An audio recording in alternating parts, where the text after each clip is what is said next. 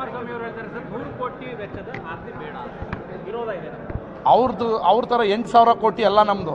ಮುಖ್ಯಮಂತ್ರಿ ಆಗಿದೆ, ಮಂಡ್ಯಕ್ಕೆ 8,000 ಕೋಟಿ ಕೊಟ್ಟೆ ಇಳಿದ ಮೇಲೆ ಹೊಂಟೋಯ್ತು ಅನ್ನೋದಲ್ಲ. ಇದು ಒರಿಜಿನಲ್, ಇದು 100 crores ಒರಿಜಿನಲ್, ನೋ 8,000 ಕೋಟಿ.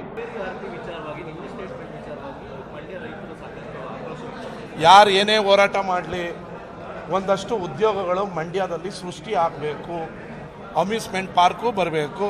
ಕಾವೇರಿ ಆರತಿ ಆದರೆ ದೇಶ ವಿದೇಶಗಳಿಂದ ಪ್ರವಾಸಿಗರು ಬರ್ತಾರೆ. ಅದರ ಅನುಕೂಲ ನಮ್ಮ ರೈತರ ಮಕ್ಕಳಿಗೆ, ನಮ್ಮ ಯುವ ಜನಾಂಗಕ್ಕೆ ಆಗುತ್ತೆ. ಅವರು ಅರ್ಥ ಮಾಡ್ಕೋಬೇಕು. ಯಾರು ವಿರೋಧ ಮಾಡ್ತಾ ಇದ್ದಾರೆ ಅವರು ಅರ್ಥ ಮಾಡ್ಕೋಬೇಕು. ಪ್ರತಿ ಪದಗಳಲ್ಲೂ ಹುಡುಕಿ ಪ್ರತಿಭಟನೆ ಮಾಡಬಾರ್ದು. ನಾನು ಜವಾಬ್ದಾರಿ ಸ್ಥಾನದಲ್ಲಿ ನಿಂತು ಹೇಳ್ತಾ ಇದ್ದೀನಿ, ನಮ್ಮ ಮಂಡ್ಯ ದೊಡ್ಡ ಹಳ್ಳಿ ಥರ ಇದೆ.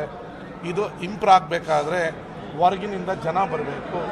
ಇದರಿಂದ ಡ್ಯಾಮಿಗೆ ಯಾವುದೇ ರೀತಿಯ ಧಕ್ಕೆ ಆಗಲ್ಲ. ಜನ ಬಂದ ಕಲ್ಗೇನು ಡಮ್ಮ ಅಂತ ಗುದಿತಾರ, ಗುದಿಯಲ್ಲ, ಯಾವುದೇ ಧಕ್ಕೆ ಆಗಲ್ಲ. ಕಾವೇರಿ ಆರತಿಯನ್ನು ನಮ್ಮ ಸರ್ಕಾರ ಮಾಡುತ್ತೆ. ಅದು ನಮಗೆ ಗೊತ್ತಿಲ್ಲ. ಆ ವಿರೋಧ ಮಾಡೋದ್ರಿಂದ ಯಾವ ಷಡ್ಯಂತ್ರ ಇದೆಯೋ ನಮಗೆ ಗೊತ್ತಿಲ್ಲ. ಕರ್ಪೂರ ಹಚ್ಚೋಕ್ಕೆ 20 ರೂಪಾಯಿ ಸಾಕು.